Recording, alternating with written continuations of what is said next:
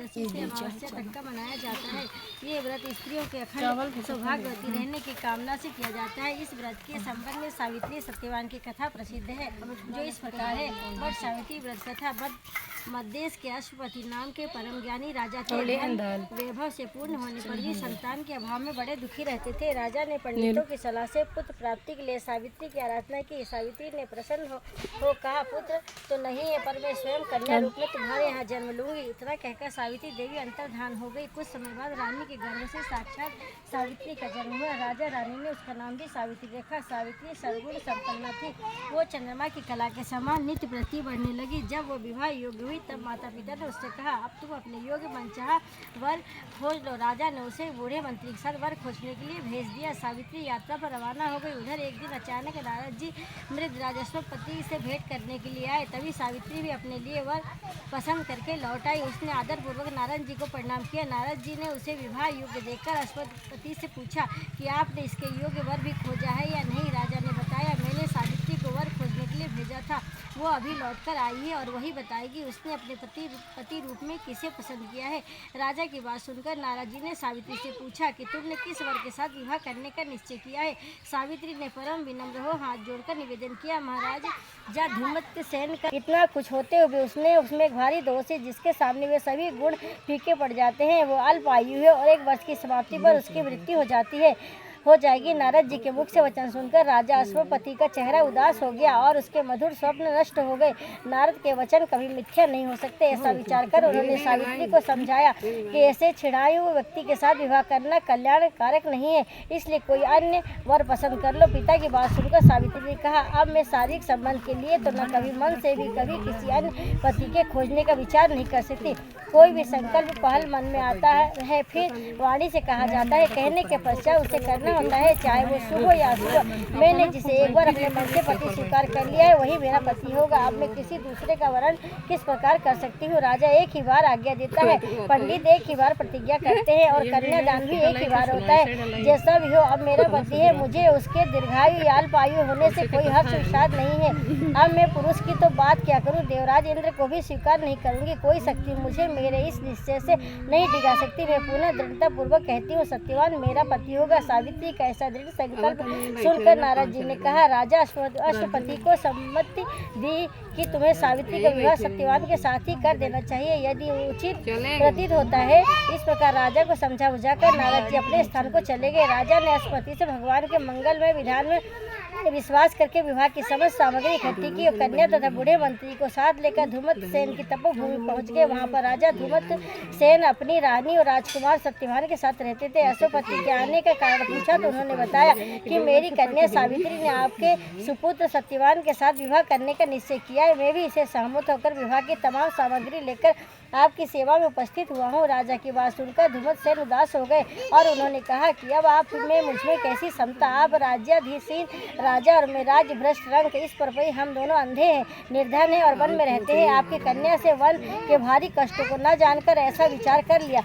महाराज अश्वपति ने कहा कि सावित्री ने इस सब बातों में भली प्रकार विचार कर लिया है। वो कहती है कि जहाँ मेरे साथ ससुर पतिदेव निवास करते वही मेरे लिए वैकुंठ है। सावित्री कैसे दृढ़ निश्चय को सुनकर धूमत सेन ने विवाह की स्वीकृति दे दी। शास्त्र सम्मत रीति से सावित्री का विवाह सत्यवान के साथ करके राजा अश्वपति अपनी राजधानी को लौट गए और उधर सावित्री मन चाहे पति सत्यवान को पाकर सुखपूर्वक वन में रहने लगी। नारद जी के वचन हर समय सावित्री के कानों में गूंजते थे। वो एक एक कर दिन गिन रही थी। उसने जब पति की मृत्यु का दिन निकट आया, जाना 3 दिन पहले से उपवास आरंभ कर दिया। तीसरे दिन अपने पितरों का पूजन किया।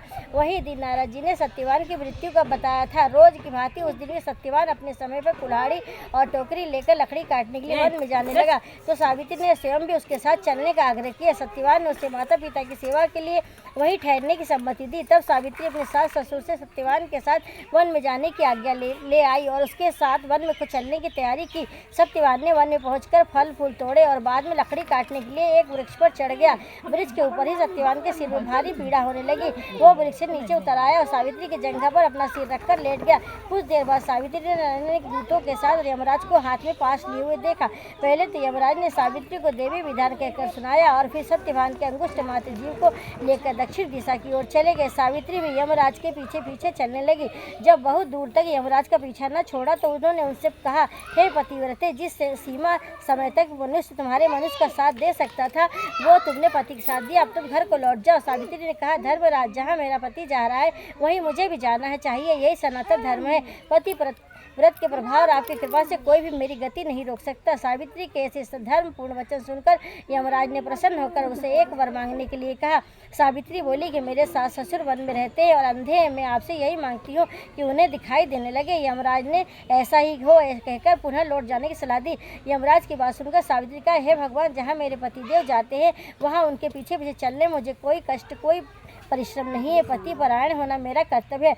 आप धर्मराज है, परम सज्जन है, सत्य पुरुषों के समागम भी है, कुछ कम पुराणों का फल भी नहीं है। सावित्री के ऐसे धर्मयुक्त श्रद्धापूर्ण वचन सुनकर यमराज ने फिर कहा, सावित्री, मैं तुम्हारे वचन से बहुत प्रसन्न हूँ, तुम मुझसे एक वरदान और मांग सकती हो। सावित्री ने कहा, राजा धूम्रसेन का राज्य छिन गया है, वो मुझे पुनः प्राप्त करे और धर्म में उनकी सदैव प्रीति रहे, यही वरदान मुझे दीजिए। यमराज ने वरदान देकर पुनः उसको लौट जाने को कहा, किंतु वह मानी न और बराबर पीछा करती रही। उसकी ऐसी दृढ़ पति भक्ति देखकर यमराज ने प्रसन्न होकर उसे तीसरा वरदान देने की इच्छा प्रकट की। तब सावित्री ने अपने पितृ कुल की भलाई को दृष्टि में रखकर 100 भाई होने का वरदान मांगा। यमराज ने सहर्ष से वरदान भी किया। सावित्री से पुनः आगे न बढ़कर लौट जाने का आग्रह किया, किंतु सावित्री अपने प्रण पर अडिग रही। सावित्री की ऐसी निष्ठा और ऐसा दृढ़ संकल्प देखकर यमराज का हृदय पसीज गया। वे बड़ी कोमल वाणी में बोले, हे सुवते, तुम जो जो उत्तम धर्मयुक्त गंभीर युक्तिपूर्ण वचन करती हो त्यों तो मेरी प्रीति तुम पर बढ़ती जाती है। अतः तुम सत्यवान के जीवन को छोड़कर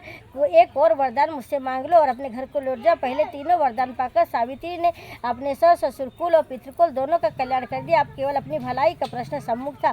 पति परायण नारी को अपने पति की आयु वृद्धि के अतिरिक्त और क्या फल कमाना हो सकता है। यही सोचकर सावित्री ने धर्मराज से कहा, मुझे 100 सुपुत्र होने का वरदान दे। यमराज ने कहा, तथास्तु। फिर कुछ सोचकर सत्यवान को पास से मुक्त कर दिया और कहा, सत्यवान से तुम निश्चय 100 पुत्र होंगे। सावित्री को मनवांछित फल देकर यमराज वही अंतर्धान हो गए और वह लौटकर वट वृक्ष के नीचे आई। वट वृक्ष के नीचे सत्यवान का मृत शरीर पड़ा हुआ था, उसमें जीवन का संचार हो गया था और वो उठकर बैठ गया। सावित्री ने सत्यवान से सारा वृत्तांत कह सुनाया और फिर दोनों खुशी खुशी आश्रम की ओर चले गए। सत्यवान के माता पिता को दृष्टि प्राप्त हो गई और वे अपने आज्ञाकारी पुत्र और सेवा परायणा वधु को देखकर अत्यंत दुखी हो रहे थे। तभी सावित्री और सत्यवान वहां पहुंच गए। सारे देश में सावित्री के अनुपम पितृवध का समाचार फैल गया। प्रजाजनों ने महाराज धूम्रसेन को ले जाकर आदरपूर्वक राज सिंहासन पर बैठाया। सावित्री के पिता अश्वपति को भी 100 पुत्र प्राप्त हुए। सावित्री सत्यवान ने भी 100 पुत्र प्राप्त करके दीर्घायु तक का राज्य भोगा और अंत में वैकुंठ सिधारे। प्रत्येक सौभाग्यवती स्त्री के लिए ये व्रत करना आवश्यक है।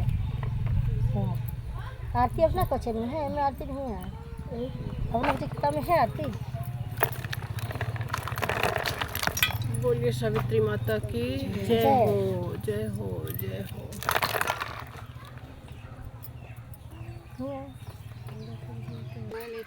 पहले हवन पहले तब देख रहे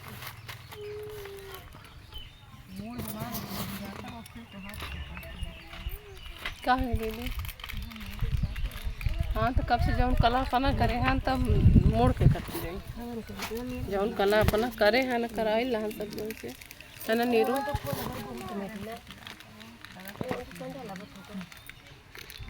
सुबह से ऐसे रही आगे मुड़वा में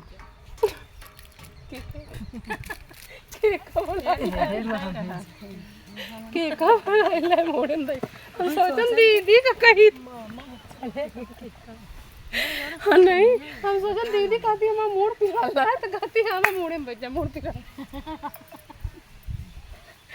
ओही कहीं नहीं आ के तो कहवे भाई हम जाने न पीछे जे बैठी अपना जाने ना हम उसको ला हवन करा दे।